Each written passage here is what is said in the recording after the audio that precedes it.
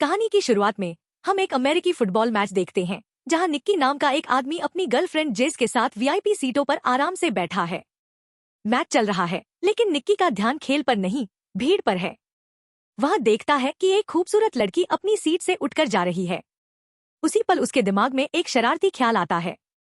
वह जेस से एक छोटा सा दाव लगाते हुए कहता है, चलो देखते हैं कितने लोग उस लड़की को पीछे मुड़कर देखते हैं। पास में बैठा एक आदमी ल्यूएन कहता है कि वह भी इस दाव में शामिल होना चाहता है।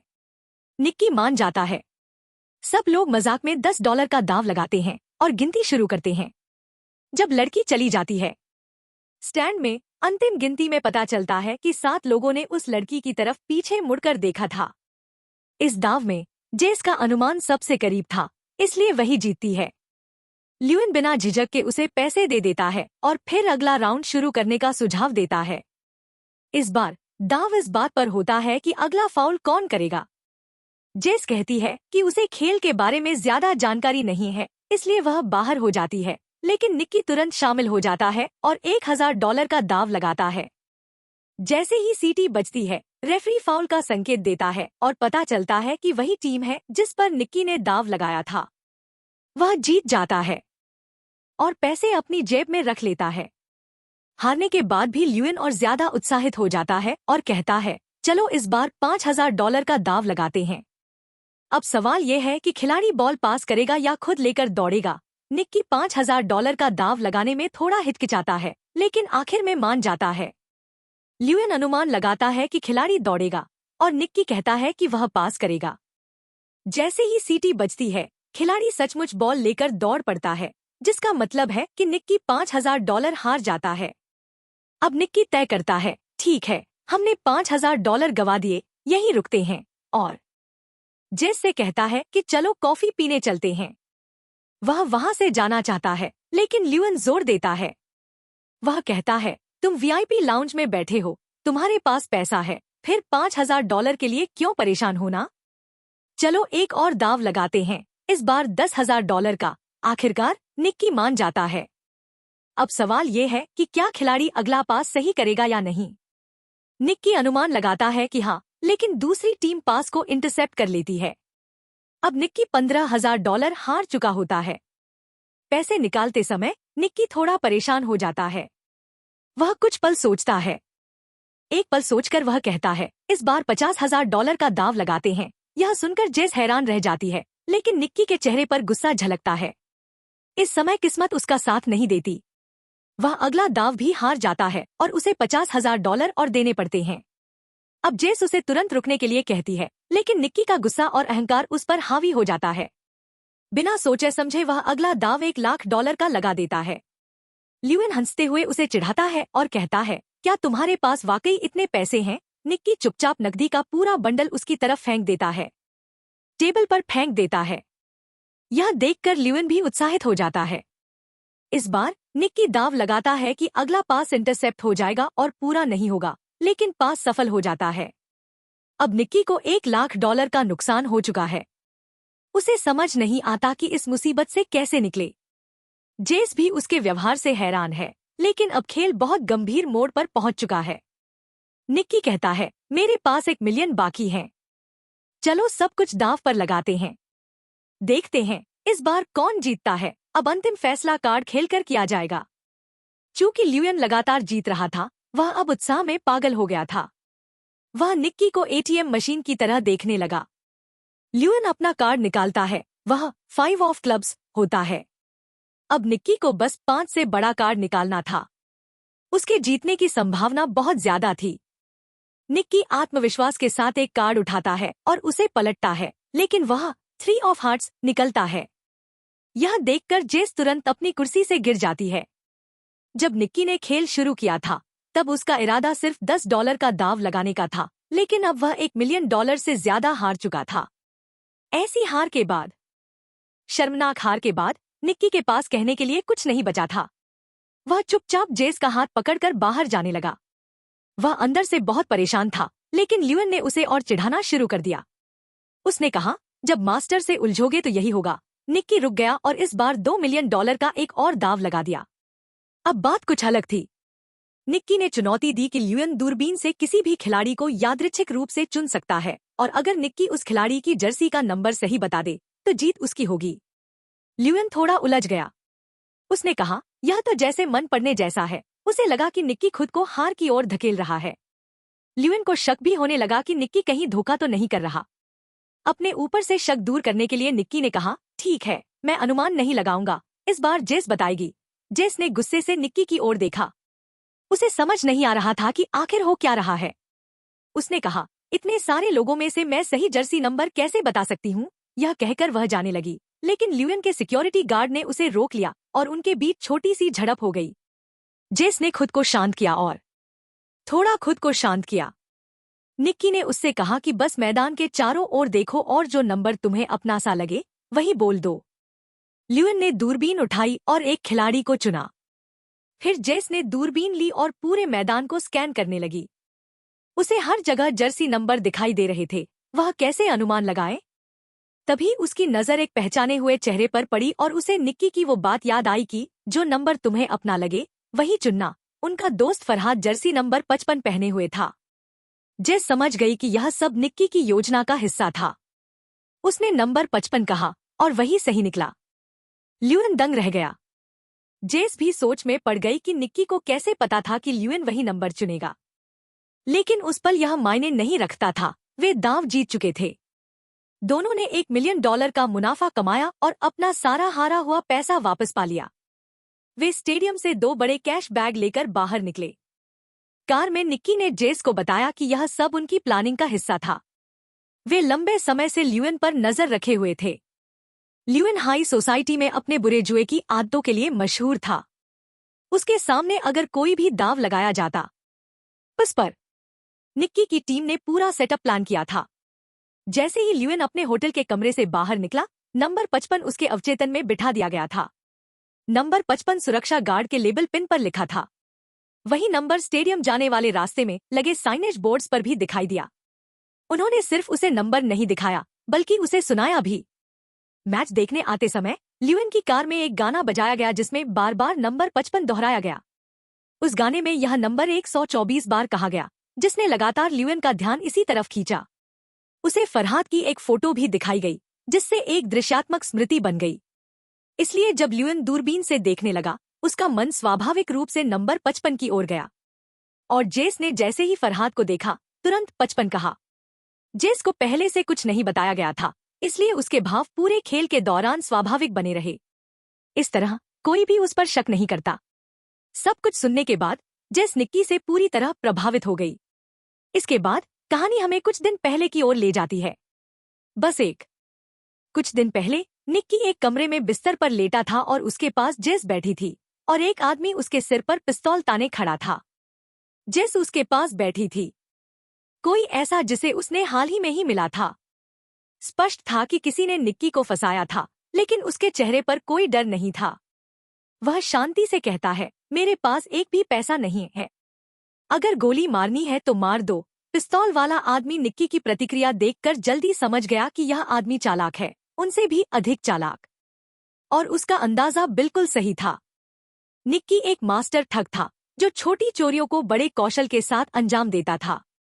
जेस ने निक्की को उस कमरे में धोखे से लाया था, लेकिन निक्की ने उसमें एक प्राकृतिक प्रतिभा देखी। उस समय जेस कुछ भी समझ नहीं पाई। जब पिस्तौल वाला आदमी चला गया, निक्की ने जेस से कहा, तुम में एक उपहार है। अगर तुम इस क्षमता को लोगों को धोखा देने में सुधारो तो तुम बहुत आरामदायक जीवन जी सकती हो। निक्की ने कहा, यह हमारा पारिवारिक व्यवसाय है। मेरे पिता, उनके पिता, वे सभी ठग थे। हम खून से ठग हैं। हर चाल, हर कदम हमारे लिए एक खेल है, बिना समय गवाए। जेस ने कुछ पैसे निकालकर कहा, मैं तुमसे सीखना चाहती हूँ। निक्की ने मान लिया। बाहर निकलते समय उसने चुपचाप जेस की एक अंगूठी चुरा ली और उसे पता भी नहीं चला। जब उसे यह पता चला, तब तक उसकी घड़ी भी गायब हो चुकी थी। जब उसने घड़ी अपने हैंडबैग में रखी थी, निक्की पहले ही उसका वॉलेट ले चुका था। इन सभी चालों के बाद निक्की ने कहा, हाथ की निपुणता, समय की समझ और थोड़ा स्टाइल, बस यही इस काम के लिए चाहिए। फिर निक्की ने उसे अलविदा कहा और चला गया। कुछ महीनों बाद जेस ने निक्की को न्यू ऑर्लियंस में पाया, जहां उसने एक नई टीम बनानी शुरू की थी। उनकी मुलाकात असल में एक परीक्षा थी। वह देखना चाहता था कि क्या जेस उसकी टीम में शामिल होने योग्य है या नहीं। जब जेस ने हाँ कहा, निक्की ने उसे अपनी टीम के एक सदस्य के साथ मेले में भेजा। यह जेस का पहला व्यावहारिक असाइनमेंट था। उसने हाथ में नक्शा लेकर लोगों से दिशा पूछनी शुरू की। जब वह लोगों का ध्यान भटका रही थी, उसका साथी चुपचाप एक पर्यटक का कैमरा लेंस चुरा लेता था। फिर एक और टीम सदस्य जानबूझकर एक आदमी से टकराता और जेस उसका वॉलेट ले लेती। जेस अब अपनी चोरी की शैली में अधिक आत्मविश्वास महसूस करने लगी थी। चॉपस्टिक्स का इस्तेमाल करके उसने एक और। सब कुछ इतना सहज ढंग से हुआ कि किसी को अंदेशा तक नहीं हुआ। निक्की ऊंची इमारत की छत से सब कुछ देख रहा था। उसने टीम से कहा कि जेस को अकेला छोड़ दो। अब उसकी बारी थी कि वह अकेले काम करे। जेस ने एक के बाद एक महंगे सामानों की चोरी शुरू कर दी और हर एक चोरी के साथ निक्की का उस पर सम्मान बढ़ता गया। अब निक्की ने उसे एक और बड़ा असाइनमेंट दिया। इस बार एक हाईटेक घोटाला था। खास लेंस की मदद से वे दूसरे खिलाड़ियों के कार्ड देख सकते थे और आसानी से हरा सकते थे। क्रेडिट कार्ड चोरी करने का भी एक सिस्टम था। चोरी किया गया कार्ड चुपके से एक टीम मेंबर के पास भेजा जाता, जहां एक डिवाइस उसकी डेटा की नकल कर लेता और फिर कार्ड वापस मालिक की जेब में रख दिया जाता। जब तक किसी को पता चलता, उनका पूरा अकाउंट खाली हो चुका होता। एक और घोटाला नकली एटीएम मशीन था। जब कोई पैसे निकालता तो एटीएम चुपके से उनका पिन स्टोर कर लेता। बाद में फरहाद मशीन हटा देता और सारा डेटा चुरा लेता। सभी चोरी किए हुए क्रेडिट कार्ड अलग अलग श्रेणियों में बांटे जाते थे। महंगी लग्जरी वस्तुएं इन्हीं कार्डों से खरीदी जाती और अंततः उनकी डेटा काले बाजार में बेचा गया। एक दिन जेस ने एक खूबसूरत हार देखा और उसे पहन लिया, लेकिन निक्की ने उसे तुरंत उतारने के लिए कहा। उसने सख्ती से समझाया कि सभी सामान बेचे जाने चाहिए, व्यक्तिगत रूप से कुछ भी नहीं रखना है। जेस ने यह बड़े पैमाने का धोखा पहली बार देखा था। चोरी किए गए सामान के ढेर के बीच खड़े होने का एहसास असली नहीं लग रहा था। अगले दिन जेस और फरहाद एक अमीर इलाके में घूम रहे थे। उनका काम अभिनय करना था। अचानक फरहाद बेहोश हो गया और जेस चिल्लाने लगी, कृपया कोई हमारी मदद करें, कृपया। यह एक ध्यान भटकाने की चाल थी जिसका इस्तेमाल बाकी टीम ने आसपास के अमीर लोगों से चोरी करने के लिए किया। काम पूरा होने के बाद पूरी टीम एक एम्बुलेंस में छिपकर भाग गई। पूरा प्लान इतना परिपूर्ण था कि किसी को कुछ भी समझ नहीं आया। उस रात वे सब साथ में जश्न मनाए। निक्की ने सबकी तारीफ की क्योंकि उन्होंने सिर्फ एक हफ्ते में $1.2 मिलियन कमाए थे। अगले दिन सभी टीम के सदस्य अलग अलग रास्तों पर जाने की तैयारी कर रहे थे। कागजात नष्ट कर दिए गए और निक्की ने सबको आश्वासन दिया कि उनका पैसा उनके बैंक खातों में भेज दिया जाएगा कुछ ही दिनों में। लेकिन टीम के पुराने सदस्य जानते थे कि निक्की के पास अभी भी एक आखिरी मिशन बाकी था। अगले सुबह निक्की ने जेस को स्टेडियम के वीआईपी लाउंज में लिया। उसने जेस के सामने पूरी डेमोन्स्ट्रेशन दी कि कैसे वे सिर्फ कुछ ही मिनटों में $1 मिलियन कमा सकते हैं। अब तक जेस निक्की के प्रति प्यार महसूस करने लगी थी। उसे लगता था कि वह निक्की की गर्लफ्रेंड है और इसलिए वह उसे यह सब दिखा रहा है। लेकिन निक्की ने उसे केवल अपने लाभ के लिए समूह में शामिल किया था। जब सब कुछ खत्म हो गया, निक्की ने उसे $80,000 नकद दिए और आखिरकार अलविदा कहा। जेस ने आंसुओं भरी आंखों से उसे देखा। उसका दिल टूट गया क्योंकि वह निक्की के प्यार में पड़ गई थी। उसी समय उसे यह भी लगा कि $80,000 बहुत कम है, क्योंकि निक्की ने अभी अभी $1 मिलियन कमाए थे। लेकिन निक्की की दुनिया में भावनाओं के लिए कोई जगह नहीं थी। जेस ने अब उसके असली रंग देख लिए थे। करीब 3 साल बाद एक रेस कार सर्विस स्टेशन पर आती है और हम फिर से निक्की को देखते हैं। उसकी आंखों में थकान थी और उसके चेहरे पर साफ लिखा हुआ था कि वह पैसों की कमी से जूझ रहा है। लंच के दौरान वह जॉर्ज से मिला, जो एक रेस कार टीम का मालिक था। जॉर्ज की रिसर्च टीम ने एक नया एल्गोरिदम विकसित किया था जिसका नाम EXR था, लेकिन वह इसे सुधारना चाहता था ताकि जीतने के उसके मौके बढ़ जाए। इसलिए उसने निक्की को काम पर रखा। योजना सरल थी। निक्की उनके मुख्य इंजीनियर होने का नाटक करेगा। फिर जॉर्ज और निक्की के बीच एक झूठी लड़ाई का प्रदर्शन किया जाएगा ताकि अन्य टीमें उनके जाल में फंस जाए। उसके बाद निक्की EXR का नकली संस्करण प्रतिद्वंद्वी टीम को बेचेगा, जबकि जॉर्ज की टीम असली सिस्टम का इस्तेमाल करके आसानी से जीत जाएगी। सौदे के हिस्से के रूप में निक्की को इस काम के लिए €1 मिलियन मिलने थे और नकली सिस्टम बेचकर जो पैसा कमाएगा वह भी उसका होगा। निक्की ने सोचा कि यह काम मजाक जैसा है। वह ऐसी धोखाधड़ी आराम से कर सकता था, यहाँ तक कि अपनी नींद में भी। लेकिन जॉर्ज का बटलर उस पर बिल्कुल भरोसा नहीं करता था। उसने सीधे निक्की को धमकी दी और कहा, अगर तुम कुछ भी गलत करोगे तो मैं तुम्हें सीधे सीने में गोली मार दूंगा। निक्की ने टक्सीडो पहना और उस शाम एक पार्टी में जाने के लिए निकल पड़ा। निक्की और जॉर्ज की योजना थी कि भीड़ के सामने एक झूठी लड़ाई दिखाई जाए, लेकिन उनकी योजना पूरी तरह से विफल हो गई जब जेस दिखाई दी, लाल ड्रेस में सीढ़ियां उतरती हुई। वह सीधे जॉर्ज को गले लगाने चली गई। इसे देखकर निक्की की आंखों में गुस्सा उमड़ आया। उसका मन खाली सा हो गया। वह 3 साल से जेस को नहीं देखा था और अब वह किसी और के साथ थी, और वो भी उसी आदमी के साथ जिसने निक्की को नौकरी पर रखा था। जेस शांति से निक्की के पास आई और उसने कहा कि अब वह ठग नहीं रही और जो कुछ 3 साल पहले हुआ था वह अब मायने नहीं रखता। उसने यह भी कहा कि जॉर्ज को उनके पिछली संबंधों के बारे में कुछ नहीं पता और उसे ऐसे ही रहने देना बेहतर होगा। यह सुनकर निक्की आग बबूला हो गया। उसने वोडका का एक गिलास उठाया और एक ही घूंट में पी लिया। पहले उसने नाटक करने का सोचा था कि वह गुस्से में है, मगर अब वह सचमुच गुस्से में था। जॉर्ज के साथ भीड़ के सामने हुई लड़ाई अब नाटक नहीं रही, यह असली थी। उनकी झड़प ने ठीक वैसा ही ध्यान खींचा जो योजना के अनुसार चाहिए था, और जल्द ही सिक्योरिटी आकर निक्की को पार्टी से बाहर निकाल दिया, पर अब उसके हाथ में प्रतिद्वंद्वी रेसिंग टीम का विजिटिंग कार्ड था। अगले सुबह निक्की मैक्लारेन टीम के मालिक से मिला। उसने सीधे कहा, मैं आपको EXR सिस्टम बेचना चाहता हूँ। इसकी कीमत 3 यूरो मिलियन होगी। टीम के मालिक के पास पैसे की कमी नहीं थी, इसलिए कोई सौदेबाजी करने की जरूरत नहीं थी। उसने तुरंत ट्रैक पर सिस्टम का परीक्षण किया और परिणाम देखकर उसका चेहरा खिल उठा। निक्की ने वादा किया कि पूरा सॉफ्टवेयर 48 घंटे में डिलीवर कर दिया जाएगा। इसी बीच जेस सड़क पर फरहाद से मिली। फरहाद को निक्की ने भेजा था। उसने जेस से कहा कि 3 साल पहले निक्की को वहां छोड़ना जरूरी था, उसके पास और कोई विकल्प नहीं था। फरहाद ने यह भी कहा कि निक्की अभी भी जेस से प्यार करता है। फिर उसने जेस को एक बॉक्स दिया जिसमें वही हार था जिसे जेस पहले पसंद करती थी। यह असली था या नकली, इससे फर्क नहीं पड़ता था। जेस का दिल इसे देखकर पिघल गया। उसने फरहाद से कहा कि वह निक्की पर भरोसा नहीं कर सकती, लेकिन उसकी आंखें कुछ और ही कह रही थी। उसके मन में अभी भी निक्की के लिए भावनाएं थी। ठीक सौदे के दिन निक्की आया और मैक्लारेन टीम के मालिक को सॉफ्टवेयर सौंप दिया। बदले में एक ताकतवर आदमी ने उसे 3 यूरो मिलियन वाला केस दिया। लेकिन निक्की की प्रवृत्ति ऐसी थी कि वह बिना जोखिम उठाए काम नहीं करता था। उसने चुपके से उसी सॉफ्टवेयर की एक कॉपी हर रेसिंग टीम को बेच दी थी। हर हाथ मिलाने से उसे और यूरो मिलते। जिसने भी उसके साथ हाथ मिलाया उसने उसे मिलियंस चुकाए। रेस शुरू होने तक किसी को भी यह अंदेशा नहीं था कि हर टीम को बिल्कुल वही EXR सिस्टम बेचा गया था।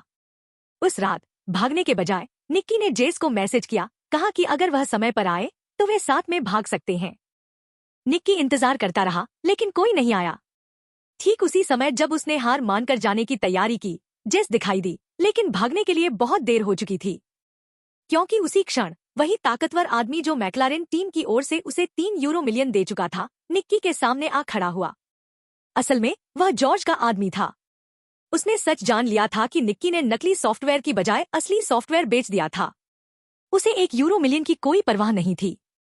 अब उसने पूरी रेसिंग गियर पहनकर जानबूझकर निक्की की कार से टक्कर मारी। एक भयंकर दुर्घटना के बाद निक्की और जेस दोनों पकड़ लिए गए। उन्हें बांध दिया गया और सभी चोरी किए गए पैसे जॉर्ज के सामने रख दिए गए। जॉर्ज क्रोधित था। उसने उस सॉफ्टवेयर को बनाने में 40 यूरो मिलियन खर्च किए थे और अब सब कुछ बर्बाद हो चुका था। सबसे बुरी बात यह थी कि उसे अब भी समझ नहीं आ रहा था कि निक्की ने असली सॉफ्टवेयर कैसे चुराया। जब निक्की कुछ नहीं बोला तो जॉर्ज ने जेस की नाक दबा दी और उसकी सांस बंद कर दी। यह देखकर निक्की टूट गया। उसने सब कुछ कबूल कर लिया। कैसे उसने जेस को फिर से अपने प्यार में गिरा लिया, उसके पुराने प्यार को फिर से जगाकर। उसने कहा कि उसने उसे वही हार दी थी जिसे जेस कभी पसंद करती थी, लेकिन इस बार उसमें एक खास चिप लगी थी। जैसे ही जॉर्ज ने सॉफ्टवेयर खोला, उस चिप ने उसका पासवर्ड चुरा लिया और डेटा की नकल कर ली। यह सुनकर जेस का दिल टूट गया। उसकी आंखों से आंसू बहने लगे, पर जॉर्ज और उसके लोग हंसने लगे। उन्हें कहानी पसंद आई, पर वे इसकी एक भी बात पर यकीन नहीं कर रहे थे। फिर जॉर्ज ने कहा, जेस कभी मेरी असली गर्लफ्रेंड नहीं थी। मुझे पता है, वह सिर्फ मेरे पैसे के लिए मेरे साथ थी। जेस ने कबूल किया कि वह सिर्फ जॉर्ज से प्यार का नाटक कर रही थी ताकि वह उसकी महंगी घड़ियों का ठगा कर ले सके। निक्की चौंक गया।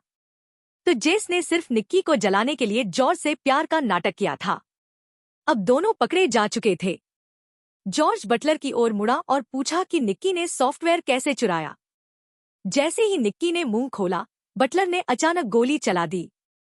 गोली सीधे निक्की के सीने में लगी। जॉर्ज का चेहरा पीला पड़ गया।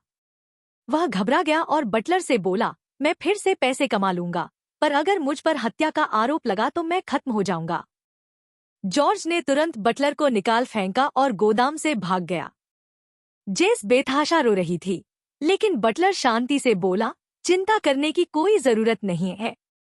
मैं वास्तव में निक्की का आदमी हूँ। असल में बटलर निक्की का पिता था। उसने गोली सावधानी से सिर्फ दिल के पास ही मारी थी, सीधे नहीं। उसने घाव को टेप से सील किया, सुई की मदद से अतिरिक्त खून निकाला और निक्की के सीने में हवा का दबाव संतुलित किया। अचानक निक्की ने अपनी आंखें खोली। वह जीवित था। यह एक पागलपन भरी योजना थी, लेकिन काम कर गई। उनके पीछे बड़ी मात्रा में पैसे का ढेर पड़ा था। तीनों गोदाम से बाहर निकले। असल में निक्की अनाथ था और इस आदमी ने उसे पाला था। यही वह था जिसने निक्की को इस व्यापार की सभी चालें सिखाई थी। उनका नियम सरल था, कभी भावनाओं में न फंसना। लेकिन अब निक्की सच में जेस से प्यार कर बैठा था। बटलर उन्हें सड़क पर छोड़कर सारा पैसा ले गया। निक्की के पास कुछ नहीं बचा था।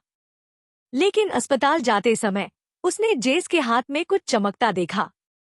वह जॉर्ज की $200,000 की घड़ी थी। निक्की ने उसे देखा। जेस ने भी उसे देखा और दोनों मुस्कुराए। ऐसी चालों और हाथ की निपुणता से वे कभी भूखे नहीं रहेंगे, चाहे दुनिया में कहीं भी हों।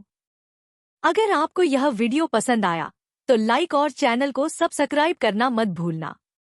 अगले वीडियो में मिलते हैं।